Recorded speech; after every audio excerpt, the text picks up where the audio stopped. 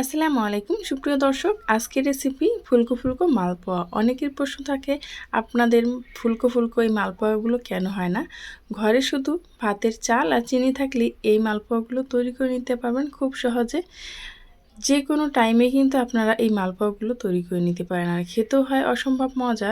দুই একটা tips follow করলেই কিন্তু আপনারা এই মালপোয়াটা তৈরি করে নিতে পারেন। তো চলুন দেখে নেই আমি এই মালপোয়াটা কিভাবে তৈরি করলাম।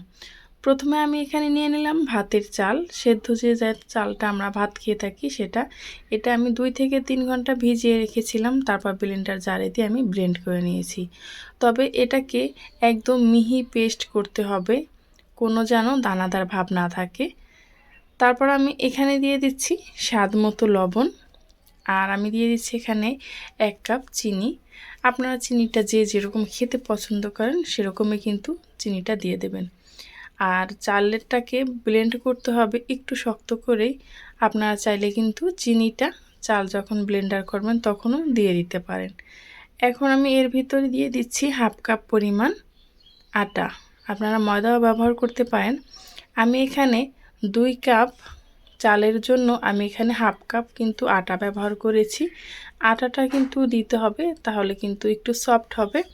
আর শুধু চালের গুঁড়ো দিয়ে করলে কিন্তু সেটা শক্ত শক্ত। আটা মিক্স করলে একটু নরম হবে, আপনাদের পছন্দ মতো আপনারা খেতে পারেন, নরমও তৈরি করতে পারেন অথবা শক্তও তৈরি করে নিতে পারেন।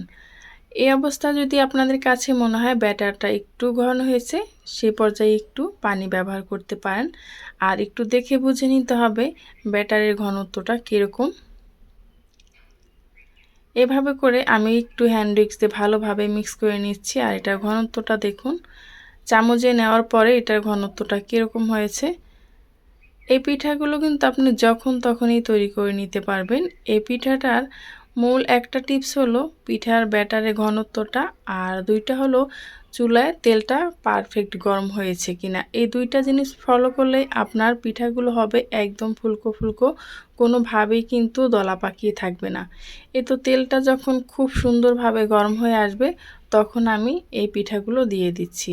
দেখতে পাচ্ছেন কি সুন্দর ফুলে ডাবল হয়ে গেছে, এটার ভিতরে কিন্তু কোনো দলা পাকিয়ে নেই। এখন আমি মিডিয়ামে রেখে এটাকে উল্টে পাল্টে বারবার ভেজে নেব। আমি এই পিঠাগুলো একটু লাল লাল করেই ভেজে নেব, আপনারা চাইলে সাদা রাখতে পারেন, কিন্তু এটার ভিতরে কিন্তু কোনো দলা পাকিয়ে নেই। এই তো এভাবে করে আমি সবগুলো পিঠা কিন্তু ভেজে নিয়েছি।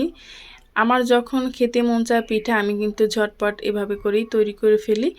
আপনারাও কিন্তু খুব সহজেই এই পিঠাটা তৈরি করে নিতে পারেন।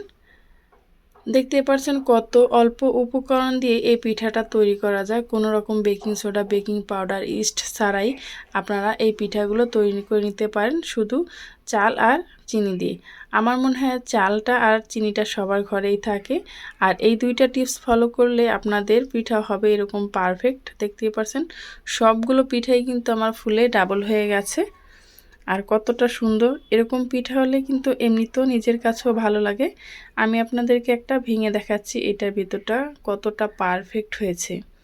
এই পিঠাগুলো কিন্তু ঠান্ডা হওয়ার পরও খেতে অসম্ভব ভালো লাগে। আমার এই রেসিপিটা যদি আপনাদের কাছে ভালো লাগে তাহলে প্লিজ চ্যানেলটি সাবস্ক্রাইব করে পাশে থাকা বেল আইকনটা ক্লিক করে রাখবেন। আর যারা ফেসবুক পেজ থেকে দেখছেন চাইলে পেজটি ফলো দিয়ে আমার পাশেই থাকতে পারেন। পরবর্তী ভিডিও নিয়ে আসা পর্যন্ত সবাই ভালো থাকবেন, সুস্থ থাকবেন। আল্লাহ হাফেজ।